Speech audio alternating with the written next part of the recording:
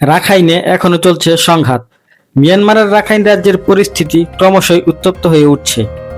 Rakhine রাজ্যের দখলদার সশস্ত্র গোষ্ঠী আরাকান আর্মির সঙ্গে বিভিন্ন সশস্ত্র গোষ্ঠীর গোলাগুলি ও সংঘর্ষের ঘটনা ঘটছে।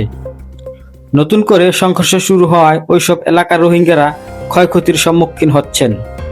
অনেকে নৌকায় নাফ নদী পাড়ি দিয়ে বাংলাদেশে ঢোকার চেষ্টা করছেন। সীমান্তের একাধিক সূত্র জানায়, গত শুক্রবার রাত 10টার দিকে টেকনাফের হোয়াইকং সীমান্তে নাফ নদীর ওপারে রাখাইন রাজ্যের কয়েকটি গ্রামে গোলাগুলি শুরু হয়। থেমে থেমে সেই গোলাগুলি গতকাল শনিবার ভোর 5টা পর্যন্ত চলতে থাকে। ওপারের গুলির শব্দ এপারের মানুষজন শুনতে পেয়েছে। এর আগে 19শে আগস্ট রাতে নাইকতছড়ি উপজেলার ঘুমজুম সীমান্তের ওপারে রাখাইন রাজ্যের নারকেলবাগিচা এলাকায় সশস্ত্র গোষ্ঠীর মধ্যে 5 ঘণ্টাব্যাপী গোলাগুলির ঘটনা ঘটে।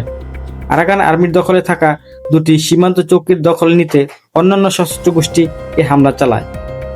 সর্বশেষ গত শুক্রবার টেকনাফ বিজিবি নাফ নদীতে 62 জন রোহিঙ্গাকে প্রতিহত করেছে জানিয়ে টেকনাফ 2 বিজিবি ব্যাটালিয়নের অধিনায়ক লেফটেন্যান্ট কর্নেল আশিকুর রহমান বলেন, ওপারে হাজারো রোহিঙ্গা বাংলাদেশে অনুপ্রবেশের অপেক্ষায় আছে বলে খবর পাওয়া গেছে। অনুপ্রবেশ ঠেকাতে নাফ নদী ও স্থল সীমান্তে বিজিবি তৎপর রয়েছে।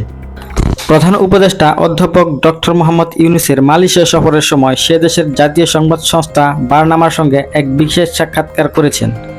তিনি বলেছেন, গত 18 মাসে 1.5 লাখ নতুন রোহিঙ্গা দেশে এসেছেন। এরই মধ্যে দেশে থাকা 12 লাখ রোহিঙ্গার সঙ্গে যুক্ত হয়েছেন তারা। এই সমস্যা ক্রমেই আরও জটিল হচ্ছে। সবচেয়ে বড় সমস্যা, যুক্তরাষ্ট্র তাদের দেখভালের জন্য তহবিল বন্ধ করে দিয়েছে। তাই এটি আমাদের জন্য একটি বড় সমস্যা। দীর্ঘস্থায়ী এ মানবিক সংকট শুধু বাংলাদেশকে প্রভাবিত করছে না, বরং মালয়েশিয়া, থাইল্যান্ড, ইন্দোনেশিয়া সহ বেশ কয়েকটি আসিয়ান সদস্য দেশকে প্রভাবিত করছে।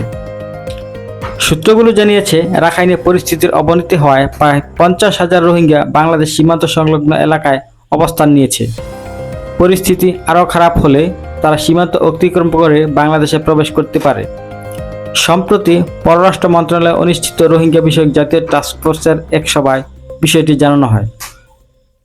শরণার্থী, ত্রাণ ও প্রত্যাবাসন কমিশনার মোহাম্মদ মিজানুর রহমান জানান, জাতিসংঘ খাদ্য তহবিলের তথ্য অনুযায়ী আগামী নভেম্বরের পর ক্যাম্পে খাবারের যোগান দেওয়ার জন্য প্রয়োজনীয় অর্থের ব্যবস্থা এখনো হয়নি।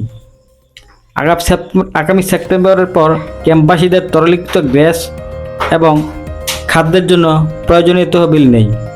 একজন কর্মকর্তা জানান, রোহিঙ্গা ব্যবস্থাপনার জন্য বিভিন্ন দেশ যে আর্থিক সহায়তার প্রতিশ্রুতি দেয় তার প্রায় অর্ধেকই তারা পূরণ করেন না। সেপ্টেম্বর থেকে বরাদ্দ কমে যাওয়ার আশঙ্কায় কক্সবাজারের আশ্রয় শিবিরের বসবাসকারী রোহিঙ্গা শরণার্থীদের মাসিক খাবারের বরাদ্দ 1 সেপ্টেম্বর থেকে নতুন করে নির্ধারণ করা হবে। জাতিসংঘের বিশেষ খাদ্য কর্মসূচি গত মার্চে জানিয়েছে, 31শে আগস্ট পর্যন্ত তারা আগের বরাদ্দই অব্যাহত রাখবে। কক্সবাজার, উখিয়া ও টেকনাফের আশ্রয় শিবিরে অবস্থানরত রোহিঙ্গা শরণার্থীদের মাথাপিছু মাসিক খাদ্য সহায়তা $12 এবং নোয়াখালীর ভাষাঞ্চর আশ্রয় শিবিরের রোহিঙ্গাদের জন্য $13 করে বরাদ্দ রাখা হয়েছে। এর আগে খাদ্য সহায়তা $12.5 থেকে $6 নামিয়ে আনার ঘোষণা দেওয়া হয়েছিল। বর্তমানে উখিয়া ও টেকনাফের 33টি আশ্রয় শিবিরে নিবন্ধিত রোহিঙ্গার সংখ্যা 13 লাখের বেশি। এর মধ্যে ভাষাঞ্চরের আশ্রয় শিবিরে স্থানান্তর করা হয় 60,000-এর বেশি রোহিঙ্গা।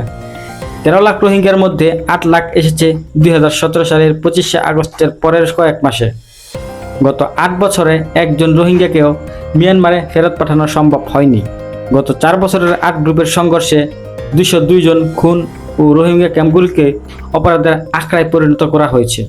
দেশের রাজনৈতিক পট পরিবর্তনের পর প্রতি মাসেই গড়ে একটি করে হত্যাকাণ্ডের ঘটনা ঘটেছে। গত 8ই মার্চ রোহিঙ্গা ক্যাম্পে 2 পক্ষের সংঘর্ষে গুলিবিদ্ধ হয়ে একজন নিহত হন। ওই দিন রাত 9:30টার দিকে উখিয়া উপজেলার বালুখালী 8 ইস্ট নম্বর রোহিঙ্গা ক্যাম্পে সশস্ত্র সংগঠন আরসা ও আরএসএস সদস্যদের মধ্যে সংঘর্ষ হয়। 2 পক্ষের সংঘর্ষের মধ্যে পড়ে রোহিঙ্গা যুবক মোহাম্মদ রফিক গুলিবিদ্ধ হয়ে মারা যায়। এতে কক্সবাজার সহ রোহিঙ্গা ক্যাম্পগুলোতে আইনশৃঙ্খলার ব্যাপক অবনতি ঘটছে।